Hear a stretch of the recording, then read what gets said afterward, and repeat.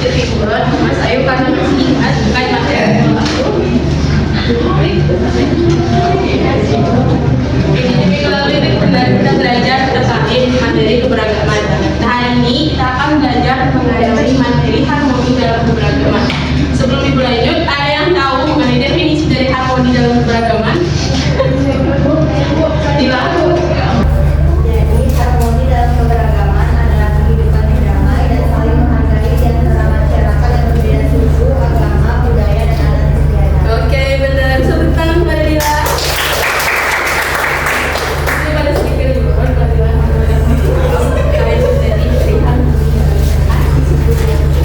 Ada yang mau jelasin lagi?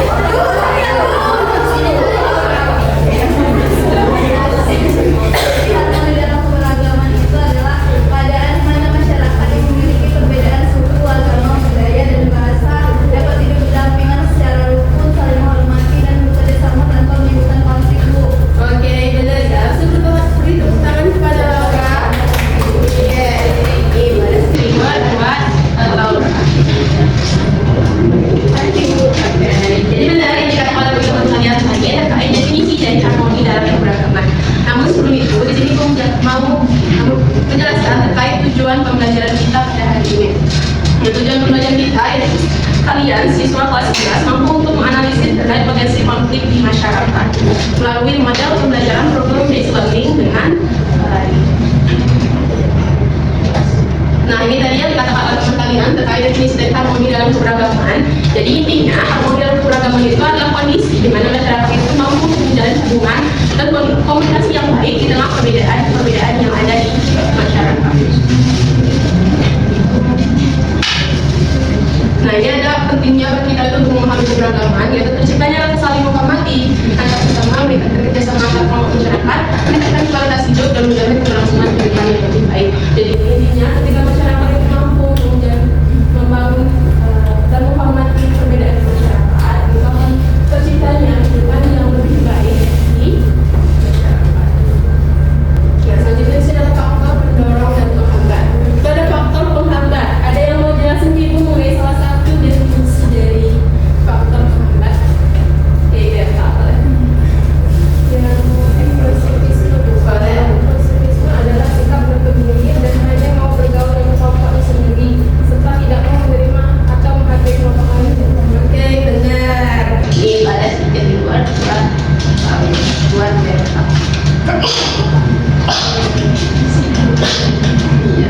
Jadi benar yang dikatakan oleh Berta terkait definisi dari eksklusivisme. Dan di sini ada Ibu mau jelasin mengenai definisi dari egoisme. Nah, egoisme itu adalah sikap di mana ketika persoalan itu hanya mementingkan kepentingan dia sendiri dibanding kepentingan kelompok. Selanjutnya adalah etnosentrisme. Nah, etnosentrisme ini adalah perilaku yang menganggap suku atau budayanya itu lebih unggul atau lebih superior daripada budaya atau kelompok lain. Oke anak-anak, di sini Ibu ada video pembelajaran. Silakan kalian tonton, catat kalau ada yang dianggap penting, buat tanyakan kepada Ibu kalau ada yang kurang jelas. Oke?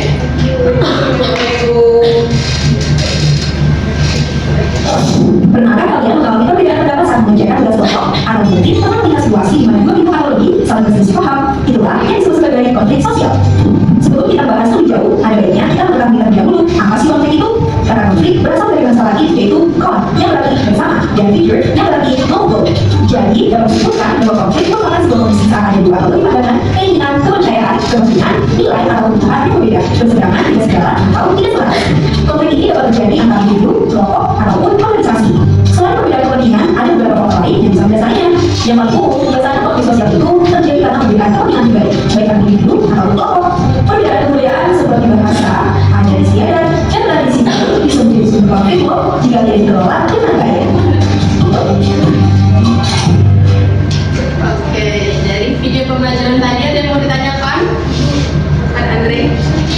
Bu, tadi kan di dalam video itu dijelaskan bahwa perbedaan kepentingan itu dapat berkembang menjadi konflik. Nah, mengapa hal tersebut bisa terjadi? Oke, keren banget ya pertanyaannya. Jadi, pertanyaan tadi itu mengapa perbedaan kepentingan itu dapat memicu berkembangnya konflik gitu. Iya, benar. Oke, jadi biasanya dalam suatu kelompok masyarakat itu terdiri dari berbagai individu. Nah, individu ini mempunyai kepentingan atau tujuan mereka masing-masing. Nah, ketika tujuan dari setiap individu itu saling bertentangan dan tidak adanya usaha dari setiap individu itu untuk menjalin hubungan yang baik atau komunikasi yang baik. Nah, perbedaan kepentingan inilah yang kemudian memicu munculnya perselisihan yang kemudian itu berkembang menjadi konflik. Oke, gimana nanti? Jelas, Bu. Terima kasih, Bu. Ada lagi yang ingin bertanya? Sesuai dengan tujuan pembelajaran kita pada hari ini dan agar kalian lebih memahami terkait potensi konflik di masyarakat. Nah, di sini Ibu mau bentuk kalian menjadi 4 kelompok untuk mendiskusikan kasus-kasus yang ada di masyarakat. Di sini ada KPD. Silakan kalian membentuk kelompok ya menjadi 4. Kemudian kalian perhatikan petunjuk kerjanya. Kalian scan video sesuai dengan kelompok kalian masing-masing dan jawablah pertanyaan yang tersedia di dalam video. Oke, ada yang mau tanyakan terkait pengerjaan KPD-nya? Tidak. Oke, silakan bentuk menjadi 4 kelompok. Satu kelompok itu 6 orang. Kelompok 1 yang mana? Kelompok 2. Kelompok 3.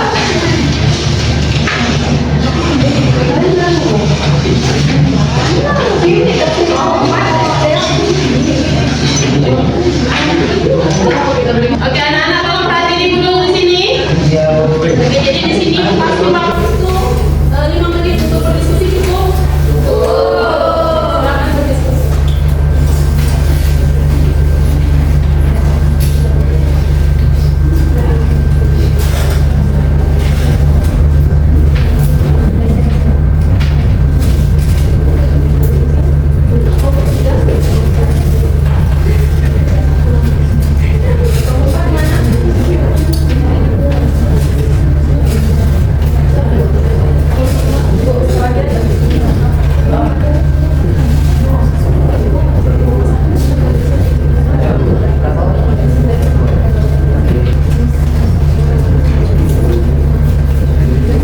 Sudah selesai semua? Sudah. Kalau begitu sini silakan untuk kelompok 1 dan 2 dulu yang maju ya, kan? 2 perwakilan dari kelompok.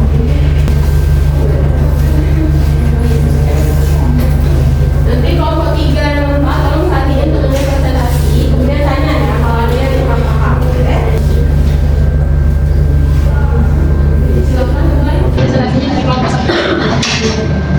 Assalamualaikum warahmatullahi wabarakatuh. Waalaikumsalam warahmatullahi wabarakatuh. Jadi teman-teman di sini saya dengan nama dari kelompok 1 ingin menjelaskan hasil diskusi dari kelompok 1. Jadi simpulan dari kasus konflik tersebut itu konflik tersebut terjadi antara petani dan aparat TNI di Deli Serdang akibat perebutan lahan, perbedaan kepentingan, ketimpangan akses terhadap sumber daya, serta perbedaan status sosial membuat keberagaman tersebut berpotensi menjadi konflik. Jadi selanjutnya itu faktor penyebabnya itu adalah ketimpangan ekonomi dan akses lahan bagi petani. Selanjutnya strategi berdasarkan nilai Pancasila itu menjaga persatuan dengan kerjasama antar pihak. Solusinya itu yang pertama membentuk forum dialog antar petani, pemerintah dan aparat. Yang kedua melakukan verifikasi dan perlindungan hak lahan secara transparan. Solusi yang terakhir memberikan edukasi tentang hak dan kewajiban semua pihak. Terima kasih. Dari kedua kami melaporkan hasil diskusi kami di kesimpulan dari video tersebut. Jadi kesimpulan itu kasus ini bermula dari oknum polisi yang menghina seniman dari Subang hingga muncul kemarahan publik. Konflik muncul karena perbedaan status sosial antara aparat dan seniman, di mana profesi seni dianggap rendah dan direndahkan. Keberagaman dalam bentuk perbedaan profesi, kehidupan dan penghargaan sosial dapat memicu konflik ketika salah satu pihak merasa diremehkan atau diperlakukan tidak adil. Oke, sudah selesai? Silakan kepada kelompok 3 dan 4 untuk mengajukan pertanyaan kepada kelompok penyaji. Oke, kelompok 3, kelompok 4. Saya kelompok 4 ingin bertanya ke kelompok 1. Menurut pendapat kalian, bagaimana cara menurunkan tingkat toleransi, empati dan saling menghormati di tengah perbedaan kepentingan sosial seperti kasus yang kalian rasakan? Baik, mungkin saya langsung menjawab. Cara kami menunjukkan sikap toleransi, empati dan saling menghormati dapat dilakukan dengan membuat komunikasi yang terbuka antar pihak, baik antara masyarakat, aparat maupun pemerintah. Setiap pihak perlu belajar untuk mendengarkan dan memahami sudut pandang orang lain sebelum mengambil tindakan. Selain itu, kegiatan sosial bersama seperti gotong royong atau forum warga dapat menjadi sarana mempererat hubungan dan menumbuhkan empati antar kelompok yang berbeda kepentingan. Baik, itu saja.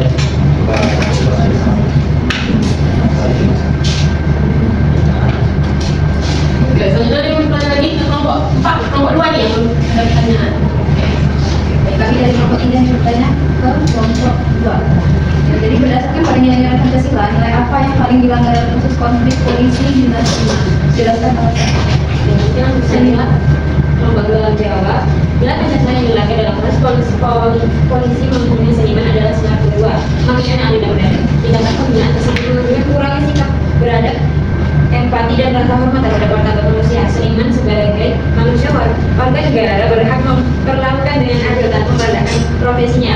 Ketika aparat juga mengeluarkan ucapan yang merendahkan, hal itu mencerminkan pelanggaran terhadap nilai kemanusiaan yang harusnya dijunjung tinggi oleh setiap individu, terutama oleh aparat penegak hukum. Apa jawaban dari kelompok 2? Ya, yang bertanya lagi ke kelompok penyaji. Oke, silakan nomor 1 dan 2. Bisa beri tangan kelompok 3. Oke, silakan untuk bergerak lagi ke selanjutnya.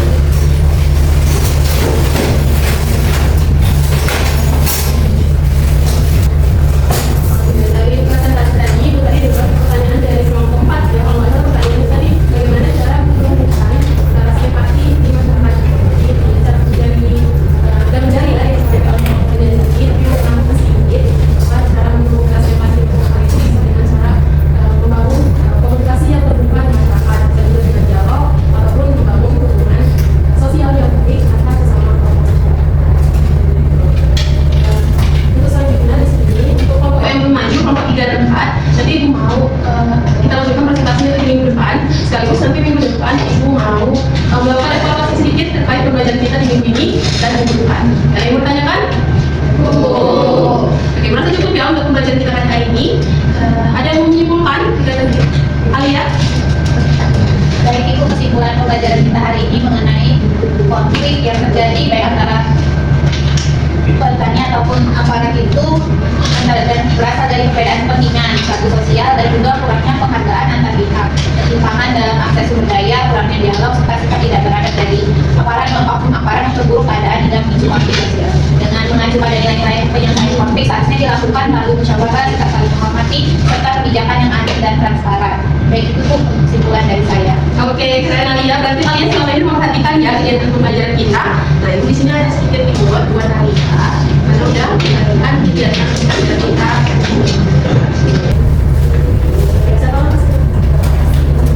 Dari sini Ibu juga menambahkan kesimpulan sedikit ya bahwa harmoni dalam keberagaman itu berarti sebenarnya suatu hubungan yang selaras antara individu maupun kelompok mesti memiliki latar belakang yang berbeda.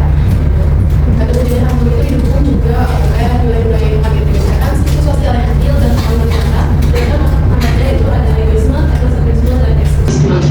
Oke. Merasa cukup ya untuk pembelajaran kita pada hari ini. Nah, untuk kelompok yang belum maju, itu dipersiapkan lagi materi pembahasannya.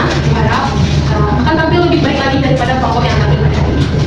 Tetap semangat belajarnya anak-anak itu semua. Dan jangan malas